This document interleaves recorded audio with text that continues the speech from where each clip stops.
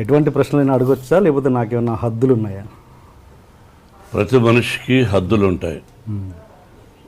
మనిషి స్వేచ్ఛా శాపగ్రస్తుడు. బర్డ్స్ లాగా మనం బిహేవ్ చేయలేం. ఓకే, అడుగు. నాకు ఇష్టం లేకపోతే నేను చెప్పను అని చెప్తాను, తప్పులేదు. నువ్వు ఒక journalist,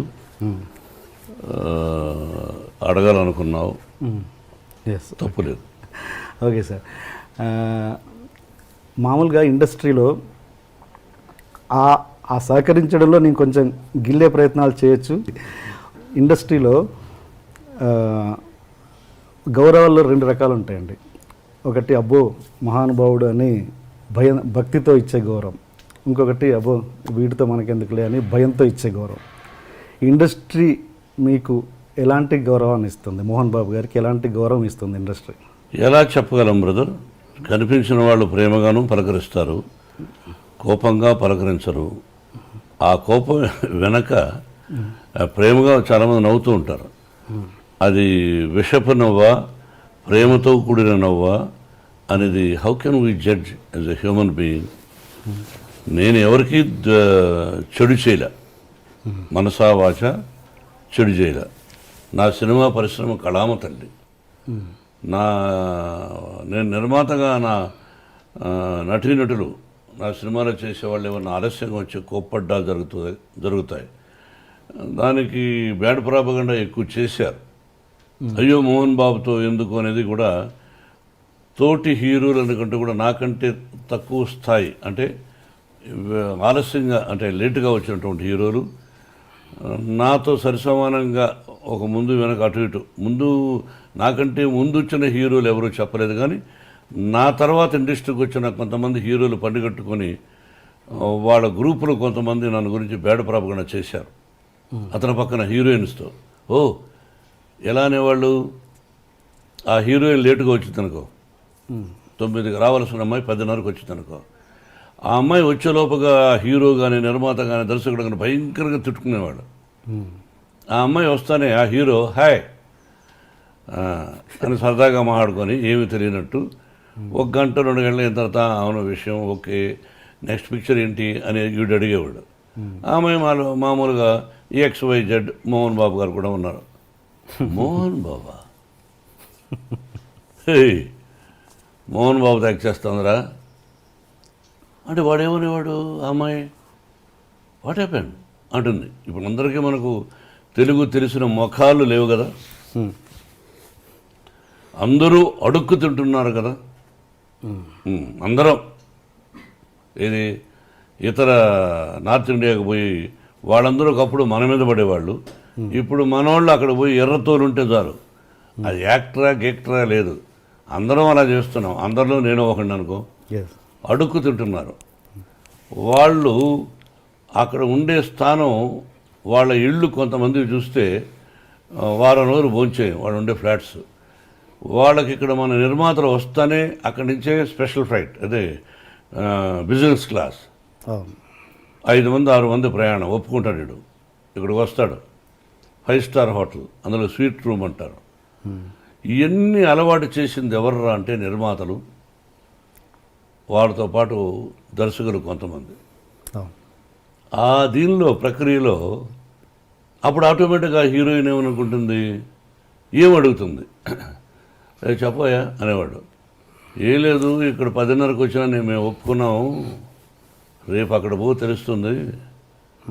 what no is a good మ్యానా బ్యాడ్ మ్యానా I won't tell, you go tomorrow ఆయన బ్యానర్ కదా తెలుస్తుంది. ఆ అమ్మాయి ఇచ్చిన డేట్స్ని ఎగ్గొట్టినటువంటి కొంతమంది, అయ్యో నాకు భయంగా ఉంది వద్దని, కొంతమంది ఇండస్ట్రీ పాడైపోయింది బ్రదర్. ఎవరి వల్ల? సెక్రటరీస్. ఆ సెక్రటరీ అనేవాడు ఎక్కువ శాతం బ్రోకర్లు, ఎక్కువ శాతం బ్రోకర్లు. మా గురువు గారు కూడా అనేవాడు, వాళ్ళ వల్లనే వాళ్ళు ఉన్నవి లేనివి, లేనివి ఉన్నవి ఆ లేడీ ఆర్టిస్ట్కి చెప్పి ఆ అమ్మాయిని కన్ఫ్యూజ్ చేసి చేస్తారు. వాడిని కూడా పిలిపించి ఆఫీస్కు వాడికి ఎక్స్ట్రాగా డబ్బులు ఇచ్చే నిర్మాతలు ఉన్నారు. ఆ విధంగా పాడైపోయి అలా భయపెట్టేశారు హీరోయిన్ని. ఓకే సార్, ఈ క్వశ్చన్ అడిగే ముందు ఒక చిన్న ప్రశ్న.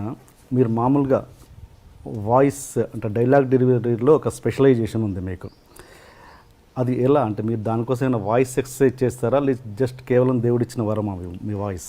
నా తల్లిదండ్రుల ఆశీస్సులు, భగవంతుని ఆశీస్సులు, నటుడుగా నన్ను తీర్చిదిద్దినటువంటి మా గురువు దాసనారాయణరావు గారు డైలాగ్ చెప్పే విధానం నేర్పించారు. నేను దాన్ని మాడ్యులేషన్ నా ట్రెండ్కి తగినట్టు ప్రాక్టీస్ చేసుకున్నాను తప్ప దానికోసం ఎక్సర్సైజులు చేశాను, ఇవన్నీ అసత్యాలు. Okay okay.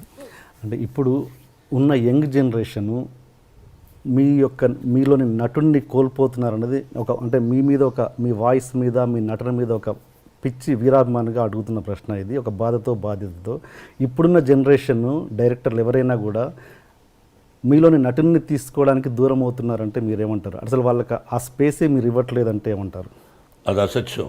వాళ్ళకి నా మీద ఇష్టం లేకపోవచ్చు, వాళ్ళ పిక్చర్లో నేను క్యారెక్టర్ లేకపోవచ్చు అన్న తప్ప వాళ్ళకి ఆ అదృష్టం లేదు నన్ను పెట్టుకునే పదాన్ని నేను అన్నాను. అట్లా కాదుగా, మోహన్ బాబు గారు అంటే ఒక తెలియని భయం, అసలు ఆయన కాంపౌండ్లోకి ఎందుకురా బాబు ఆయనతో అన్న ఫీలింగ్లోనే చాలామంది ఉంటారు. ఏం భయం అని వాళ్ళనే అడగాలి.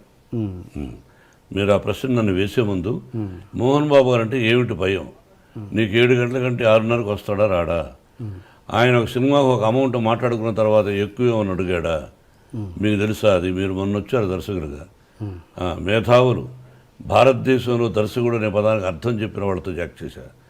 నువ్వు మొన్న వచ్చావు, మరి నీకేం తెలుసు? తెలియకుండా ఏమిటి భయం? ఓకే, ఏమిటి భయం?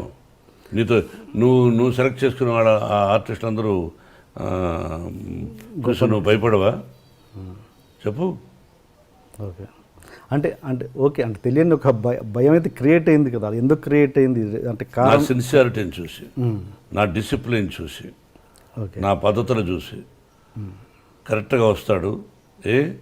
రాజమౌళి యమదొంగ అద్భుతంగా తీశాడుగా, ప్రేమించాడుగా. పూరి జగన్నాథ్ యాక్ట్ చేశాను, ప్రేమించాడుగా. మరి వాళ్ళందరూ నన్ను ఎంత అద్భుతంగా చెప్పారు కూడా. దర్శకుడికి గౌరవం అంటే ఇదా, ఎంత ఉందా అన్నది రాజమౌళి చెప్పాడు, పూరి జగన్నాథ్ చెప్పాడు. మరి వాళ్ళు one of the top directors కదా ఈ రోజున. అవును, మరి ఓకే. అలాంటి అంటే ఆ టైప్ డైరెక్టర్ని పక్కన పెడితే ఇప్పుడు కొత్తగా జనరేషన్ ఒక సినిమాతో సక్సెస్ కొట్టిన వాళ్ళు కొత్త దర్శకుల గురించి మాట్లాడుతున్నాను నేను. వాళ్ళు అసలు మీ దాకా రావాలంటే కొంచెం భయపడుతున్నారండి. అంటే కొంచెం అద్భుతమైన, అంటే మీరు ఫ్రెండ్లీ అట్మాస్ఫియర్ క్రియేట్ చేస్తే మీకోసం అద్భుతమైన క్యారెక్టర్. ఫ్రెండ్లీ అట్మాస్ఫియర్ అంటే ఏంటో మీరే చెప్పండి, పిలిచి మందు వాళ్ళు చెప్పండి. అంటే ఒక భయం పోగొట్టడం అన్నది నేను అంటున్నాను. అంటే మీరు అన్నది ఏం చేయాలి మీరే చెప్పండి, సజెషన్ ఫాలో అవుతా.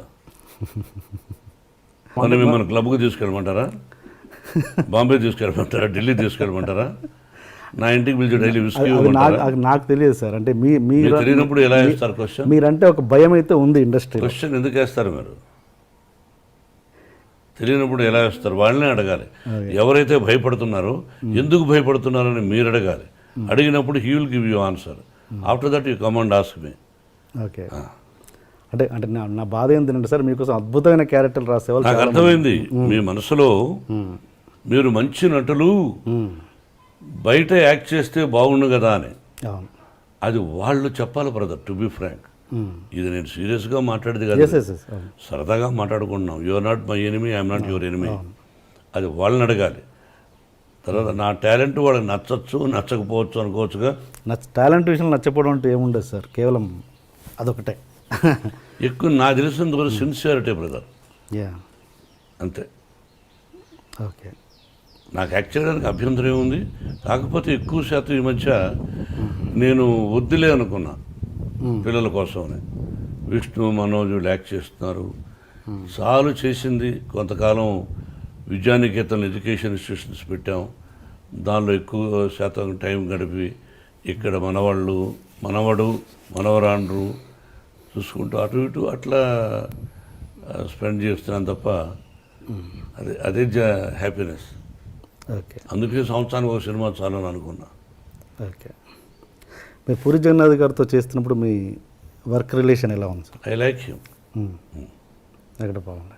ఓకే, అంటే మీరు కొంతమంది దర్శకుల విషయంలో కొంచెం హార్ష్గా బిహేవ్ చేశారన్నది ఎంతవరకు వాస్తవం? పోనీ ఒక దర్శకుడు పేరు చెప్పండి.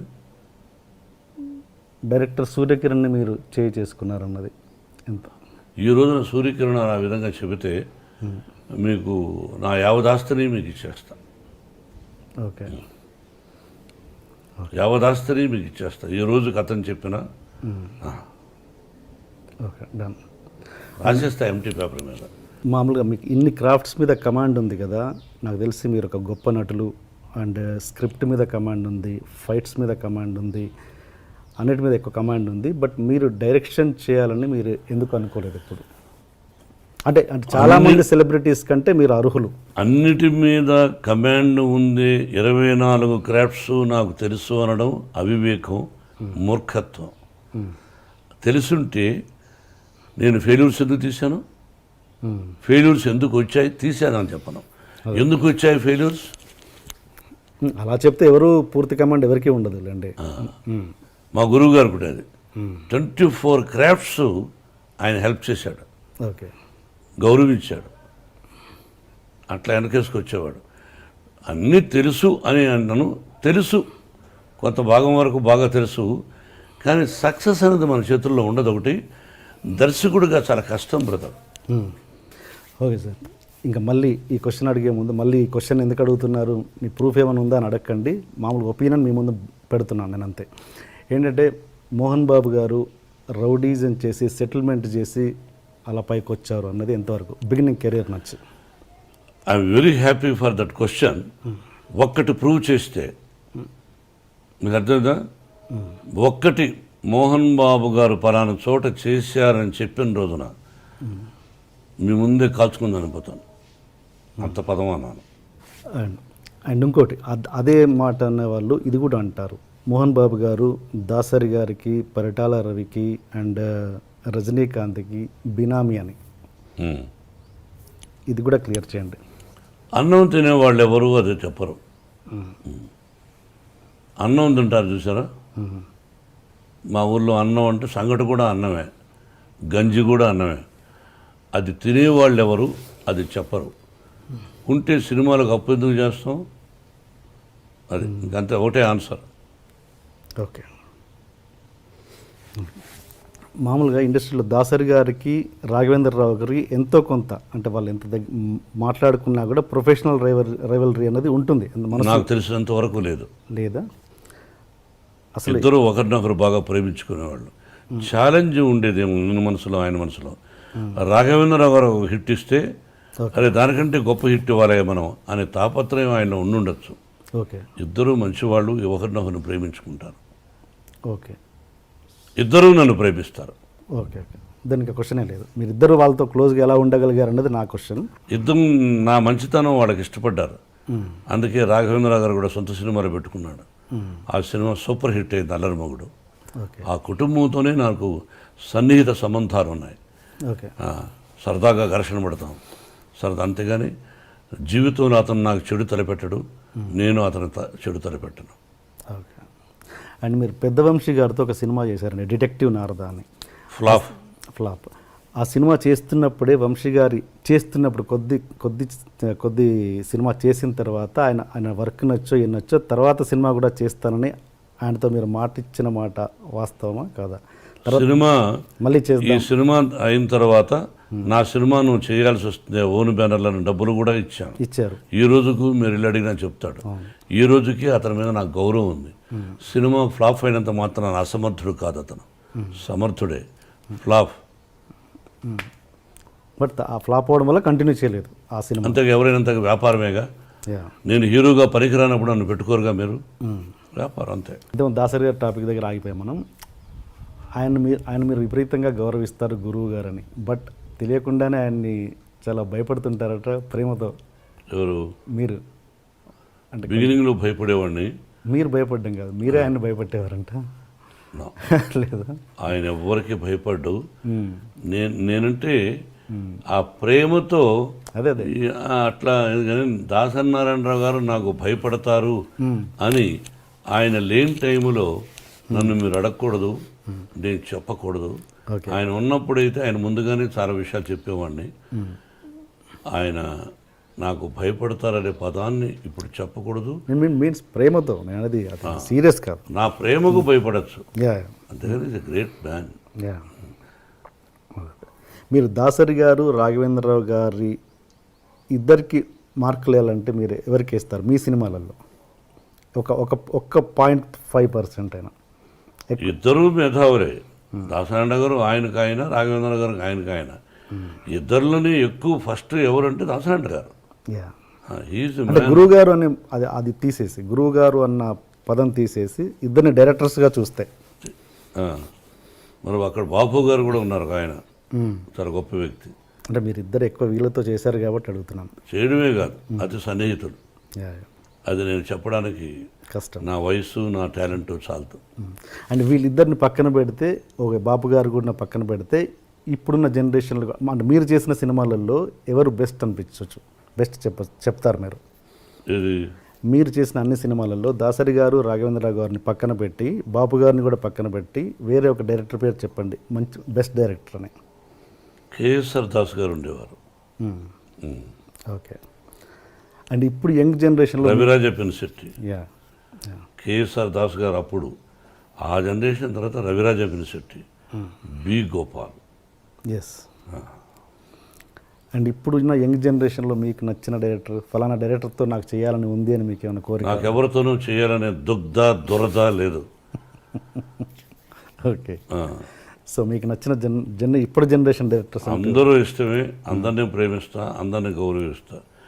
ఇతని డైరెక్షన్లో నేను చేస్తే బాగుండు అని నేను ఎందుకు అనుకోవాలి? వాళ్ళకి నచ్చితే పెట్టుకుంటారు, అంతే. ఓకే. అండ్ దాసరి గారు ఆయన చనిపోయినప్పుడు ఆయన కనీసం చూడ్డానికి కూడా రాని వాళ్ళ మీద మీ అభిప్రాయం ఏంటి?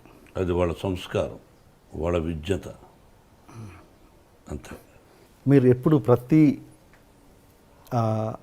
దాంట్లో, ప్రతి స్టేజ్లో కావచ్చు, ప్రతి ఎక్కడైనా ఒక చిన్న ఫంక్షన్లో కావచ్చు, వన్ మ్యాన్ షోగా ఉండడానికి ఎక్కువగా ఇష్టపడతారు? ఎందుకు? మీరే అంతా అన్నట్టుగా వన్ మ్యాన్ షోగా ఎక్కువ మీరు ప్రిఫర్ చేస్తారు? ఎందుకు? మీరే ఎక్కువగా మాట్లాడాలనడానికి, లేదా మీరే వన్ మ్యాన్ షోగా ఉండడానికి ఇష్టపడతారు? నాకు అర్థం కాదు ఆ ప్రశ్న. అంటే ఎక్కడ మీరు సపోజ్ ఎగ్జాంపుల్ చెప్తాను. మీరు ప్రతిదీ అందరిని అంటే మనకు ఎంతమంది గొప్ప వాళ్ళు ఆత్మీయంగా ఉండొచ్చు. సపోజ్ మీరు రజనీకాంత్ గారు ఆత్మీయులు, బట్ ఒక పబ్లిక్ ప్లాట్ఫామ్లో ఉన్నప్పుడు వాళ్ళని వాడు వీడు అని సంబోధిస్తుంటారు మీరు. అంటే మీకున్న చనువు అన్నది పబ్లిక్ చూపిస్తుంటారు. అది ఎంతవరకు కరెక్ట్ అన్నది నేను. ఎన్టీ రామారావు గారు మహానుభావుడు. ఒక ఫంక్షన్లో నేను చంద్రబాబు అంటుండేవాడిని. నన్ను మోహన్ బాబు అన్నా అనేవాడు. చంద్రబాబు నాయుడు గారు అని అన్నాను. ఓకే. నా దగ్గర వీడియో ఉంది. గబక్కన మైక్ లాక్కొని ఆయన ఆ వేదిక మీద నేను, దాసనారాయణ గారు, రజనీకాంత్, రాఘవేంద్రరావు ఉన్నారు, అల్లరిపల్లి సీతో. ఓకే. గబక్కన మైక్ లాక్కున్నాడు ఆయన. ఏమది కొత్తగా మీరు ఏదో గారు అంటున్నారు? అది కదన్నయ్య, ఏమది నన్ను ఎన్టీ రామారావు అనలేదు కదా, అన్నయ్య రామారావు గారు అన్నారు. ఏమి వారుకున్న చదువు తప్పే ఉంది అన్నాడు. ఆయన అన్నాడని అలా కాదు, ఐ గివ్ రెస్పెక్ట్. ఎనీ ముఖ్యమంత్రి అయినా ఎవరైనా గౌరవిస్తాను. చంద్రబాబుని వాడు అని సంబోధించనే తప్పది. చంద్రబాబుని సంబోధిస్తా. రజనీకాంత్కు నాకు ఇంకో అమరీష్ అని, ఓకే, మేమంతా స్నేహితులు కాబట్టి సహజంగా అది తప్పు అని అనడానికి మీరెవరు? వాడికి నాకు ఇష్టమైనప్పుడు, మా ఇద్దరికి ఇష్టమైనప్పుడు మీరెవరు? అంటే అసభ్య పదజాలం వాడినప్పుడు తప్పు. స్నేహపూర్వకంగా వాడు వీడు అని అంటే తప్పులేదు. రజనీకాంత్ నన్ను ఒకసారి దొంగనా కొడుకుడు అన్నాడు రామారావు గారిని పక్కన పెట్టుకుని. ఏది పబ్లిక్ ప్లాట్ఫామ్? పబ్లిక్లో. ఓకే. సరదాగా రామారావు గారు ఓరు పగలబడి వేడ ఆయన. అంటే అది సరదాగా వాడు అంటూ ఉంటాడు. వీ లవ్ అంత, అది తప్పెట్టు అవుతుంది. అంటే ఇప్పుడు మీరు అన్నది మామూలుగా పబ్లిక్లో ఉన్నప్పుడు కాదు, పబ్లిక్ ప్లాట్ఫామ్లో అన్నాడా స్టేజ్ మీద? మేము ఫంక్షన్ చేస్తుంటే ఓకే సరదాగా అన్నాడు. నేను అది మర్చిపోయాం, మీరు అడుగుతున్నారు కానీ మేము ఆత్మీయులు సరదాగా మాట్లాడుకుంటూ ఉంటాం. ఓకే. ఓకే. అంటే ఇప్పుడు మీకు గురువు గారైన దాసరి గారు కూడా మిమ్మల్ని నాకు తెలిసి స్టేజ్ మీద ఎప్పుడు వాడు వీడు అని సంబోధించలేదు ఆయన. ఒక సందర్భంలో ఎప్పుడైనా మోహన అని, దాందే ఉంది. అలా ఆయన ఒరే అంటే సంతోషం నాకు. ఓకే. అంటే నేను మాట్లాడేది ఏంటంటే రజనీ రాఘవేంద్ర గారు నన్ను సోదర అంటాడు. ఇంకా అదే టాపిక్ వదిలేవాడిని గురించి మనం. Okay okay okay. అది ఇంకొకటి డైరెక్టర్స్ విషయానికి వస్తే రామ్ గోపాల్ వర్మ గారు, ఆయన ఎవరి మాట వినడు, మీరు అదే పరిస్థితి. ఇద్దరు కలిసి ఎలా ట్యూన్ అయ్యారు ఒక ప్రాజెక్ట్ రౌడీకి? రామ్ గోపాల్ వర్మ గారు ఎవరి మాట వినడనే సంగతి మీరు వాపస్ తీసుకోండి అని ఎలా అనుకుంటారు? ఎవరి మాట వినండి. వినడు. ఓకే. నేను కూడా ఎవరి మాట విన్నాను ఎట్లా అనుకుంటారు? వినదగు ఎవరు చెప్పిన రామ్ గోపాల్ వర్మ మదరు, సిస్టరు, వాళ్ళ నాన్నగారు, ఆ ఫ్యామిలీ నాకు బాగా ఇష్టం. నాకు సన్నిహితుడు ఆయన కుమారుడు. రామ్ గోపాల్ వర్మ డైరెక్షన్లో మేము రౌడీ చేసాం. We are successful. మేము పెట్టిన డబ్బు మాకు వచ్చింది. విపరీతమైన లాభాలు వచ్చినప్పుడు ఓహో అంటారు. More than that, Ram Gopal Varma direction, hats up to him, the greatest talented fellow. కాబట్టి ఎవరి మాట వినడం అనుకోవద్దు. మీ ఇద్దరం సబ్జెక్టులు కూర్చున్నప్పుడు అడిగేవాడు, నేను ఇలా చెప్పేవాడు, నచ్చితే బాగుందనేవాడు, లేదా లేదులేండి అనేవాడు. ఓకే, ఆ వర్డ్ వాపస్ తీసుకుంటున్నాను. ఏది ఎవరి మాట వినడు కాదు, స్ట్రైట్ ఫార్వర్డ్, అంటే ముక్కుసూటిగా ఉంటాడు. తనకు నచ్చింది తనకు నచ్చిందే చేస్తుంటారు. మీరు అంతే. అలాంటి వ్యక్తులు ఇద్దరు ట్రావెల్ చేస్తున్నప్పుడు ఎక్కడో క్లాష్ వస్తుంటుంది. అలాంటిది ఎప్పుడు మీ క్లాష్ రాలేదు, రాదు, రాబోదు. ఓకే. అండ్ ఒక హీరో మనకు సౌత్లో ఉన్నది ఏంటంటే, ఒక హీరో కూతురు హీరోయిన్గా రావడం అన్నది ఫ్యాన్స్ ఒప్పుకోరు అన్నది ఒక ఇది ఉంది, ప్రాబ్లం ఉంది. అది మీరు ఎంతవరకు ఎంకరేజ్ చేస్తారా చేయరా? ఫ్యాన్స్ ఒప్పుకోకపోతే ఆ అమ్మాయికి ఫస్ట్ పిక్చర్కి అవార్డులు వచ్చినాయి, శభాష్ అనిపించుకున్నది. అట్లా ఏమీ లేదు. హీరో కూతురు అంటే హీరో చాలా గొప్పవాడా? ప్రజల్లో నుంచి వచ్చినట్టుగా. హీరో కొడుకులను ఎంకరేజ్ చేస్తారు, హీరో కూతురులను అంత ఎంకరేజ్ చేయరు ఫ్యాన్స్. మా విష్ణువర్ధన్ బాబును ఐపీఎస్ చదవమన్నాను. ఈజ్ ఇంజనీరింగ్లో first class student, national player ఆడాడు బాస్కెట్బాల్. విష్ణు తెలియదు, గొప్పలు చెప్పుకొని నేను. విష్ణు నేషనల్ ప్లేయర్గా ఆడాడు బాస్కెట్బాల్, జేఎన్టీ యూనివర్సిటీలో. Number 1 student, 95 94. మనోజ్ క్రికెట్ ఆడాడు. వీళ్ళు ఆడారు. మనోజ్ని నటుడు అనుకున్నాను, విష్ణుని ఐపీఎస్ చేద్దాం, మంచి ఆఫీసర్ అనుకున్నాను. కానీ వాడికి నటన మీద ఇంట్రెస్ట్ ఉన్నాడు. అమ్మకు చెప్పాడు, నీ ఇష్టం నీదన్నా, అంతేగాని నా తర్వాత నా వంశంలో ఉండేవాళ్ళు ఆర్టిస్టులు అవ్వాలి అని కలలో కూడా ఊహించడా. ఓకే. ఇది కాకతాళీయం, ప్రకృతికి తెలుసు. ఓకే. మీరు మీ కూతురు భయపడుతుంటారా? ఎవరికి? మీ కూతురు. ఓన్లీ ఆ అమ్మాయికే భయపడతా. ఏ విషయంలో? అన్ని విషయాల్లోనూ నా మీద రాక్షసులాగా ఉంటుంది. ఒకటి ఎగ్జాంపుల్. అన్నీ అంటే ఓ అంటే కోపం ఆ పిల్లకి. నా కోపం ఆ అమ్మాయికి వచ్చింది. ఇంకెవరికి భయపడను. అంత భయపడతాను, అంత ప్రేమిస్తాను. అంటే ఒక ఎగ్జాంపుల్ చెప్పండి, దేనికి భయపడతారు? ఏదైనా 1 1000 ఉంటాయి. రోజులో 10 సార్లు మాడితే 9 సార్లు నన్ను భయపడుతుంది, విసుక్కుంటుంది. మీకు ఎంతమంది గర్ల్ ఫ్రెండ్స్ ఉన్నారు సార్? గర్ల్ ఫ్రెండ్స్ పెళ్లి కాకముందు ఉండేవాళ్ళేమో. నేను శ్రీరామచంద్రుడు అని చెప్పను. పెళ్ళైన తర్వాత ఏకపత్ని వ్రతుడు అని చెప్తాను. మీరు ఏ క్వశ్చన్ వేయాలి, ఏ ప్రశ్న వేయాలి, ఏ ప్రశ్న వేస్తే ప్రజలకు బాగుంటుందని వేయకుండా పర్సనల్కి వెళ్ళారు. నేను మిమ్మల్ని అడుగుతాను, మీరు లేదా? మీరు సత్యశీలురా? చదువుకునేటప్పుడు ఏ అమ్మాయిని చూడలేదా? బట్ ఇబ్బంది పెట్టలా. ఏ అమ్మాయిని నేను ఇబ్బంది పెట్టలా. ఆ అమ్మాయికి ఇష్టమయ్యి నాకు ఇష్టమైనప్పుడు ఫ్రెండ్ అవ్వచ్చు తప్ప, ఒక అమ్మాయిని బలవంతం చేయడం, ఫోర్స్ చేయడం, ఫోర్స్గా వెంటబడడం, టార్చర్ చేయడం, వాళ్ళని కూడా కాల్చేయాలి. సో ఏదన్నా పెళ్ళికి ముందే జరిగింది? పెళ్ళైనా జరగలేదు, మళ్ళీ వేస్తున్నారు. తలకేస్తే ఈ మధ్యనే ఒక అతను అడిగేశాడు, తలకేస్తే మరకేస్తే తలకని. పర్సనల్గా డీప్గా ఉండేవాడు మీరు చెప్పగలరా? ఒక పత్రికాధిపతి అనవచ్చు, మీరు ఒక టీవీ అధినేతగా ఉండొచ్చు, మీ ఛానల్కి మీరు అధినేతగా ఉండొచ్చు, మిమ్మల్ని కూడా నేను ఇంటర్వ్యూ చేస్తాను. దిమ్మ తిరిగి మళ్ళా భోజనం కూడా చేయలేరు. తర్వాత మీ ఇంటికి మీ వైఫ్ కూడా రానివ్వదు. అలా అడగగలను నేను. మరి మీరు మమ్మల్ని వేస్తారు, మేము మిమ్మల్ని వేయకూడదు. మీరేమైనా దేవుళ్ళ? ఏం కాదు. మీరేమి ఇలా వేయచ్చు అంటే మీరు సత్యశీలురా, శ్రీరామచంద్రుడా, సత్యహరిశ్చంద్రుడా? కాదు, మీకు కూడా ఎన్నో ఉన్నాయి. మేమేందుకు ఖాళీగా దొరుకుతామని? ఖాళీగా లేవు. నటులు ఖాళీగా ఉండడం, ఏదో వేద్దాం, ఒక సంచలనం క్రియేట్ చేద్దాం, అదే టీవీలో 20 సార్లు వేద్దాం అని మీ ప్రశ్న అది. లేదు కాదండి. ఈ వయసులో ఒక విద్యాలయాలు పెట్టుకొని నేను ఒక 14,500 మంది స్టూడెంట్స్ నా బిడ్డలుగా చూస్తూ ఈ రోజున మీరు 40, నాకు పెళ్ళి దాదాపు 30 సంవత్సరాలు అయింది. అంతకుముందు ఎప్పుడో ఎక్కడో ఏమిటో అని సంఘటన గురించి ఇప్పుడు అడగడం అన్నది అప్రస్తుతం, మర్యాద కాదు. మీరు అడిగారు, ఆన్సర్ చెప్పాను. మీరు వేయచ్చు, భయపడదలుచుకోలేదు. ఓకే. మోహన్ బాబు గారు ఇన్ని సంవత్సరాల తర్వాత ఇంత దూరం ఎందుకు ఉంటున్నారు తెలుసుకోవచ్చా? మీ అభిమానుల కోసం. శంషాబాద్ పల్లెటూరు అంటే నాకు బాగా ఇష్టం. ఇక్కడ ఏంటంటే దీన్ని జల్పల్లి అంటారు. మనం మ్యాప్లో తీసుకుంటే హైదరాబాద్ మ్యాప్, ఈ ఏరియా కూడా జూబ్లీ హిల్స్ తర్వాత డెవలప్ అవుతుంది అన్నారు. ఓకే. నాకెందుకో ప్రశాంతంగా, అంటే అక్కడ కూడా పొల్యూషన్ ఎక్కువైపోయింది. అందులో ఆ ఇంటిని నెంబర్ 1 లొకేషన్ అది. లక్ష్మీ ప్రసన్నకి ఇవ్వాలనుకున్నాను, బిడ్డకు అడిగాను, నాకు ఇది కావాలి డాడీ అనేది ఇచ్చేశాను. విష్ణు మనోజు అడిగినా ఇవ్వాల, పాపకి ఇచ్చేశాను. నేను ప్రశాంతంగా ఉన్నాను. మేము కలిసి ఉంటున్నాం, విష్ణుబాబు మేమంతా ఉంటున్నాం. మనోజ్ మాత్రం అప్పుడప్పుడు వారానికి 2 సార్లు వస్తాడు, 3 రోజులు బయట ఉంటాడు.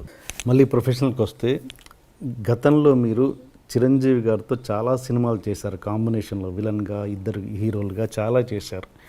విలన్గా చేశాను, 2 హీరోలుగా కూడా చేశాను. మీరు లాస్ట్ సినిమా నాకు తెలిసినంత వరకు కొదమసింహం అనుకుంటాను, అంతేనా? దాని తర్వాత నాకు గుర్తులే. పట్టణం వచ్చిన పత్రికలు చేసాం, రంగా చేసాం, చక్రవర్తి చేసాం.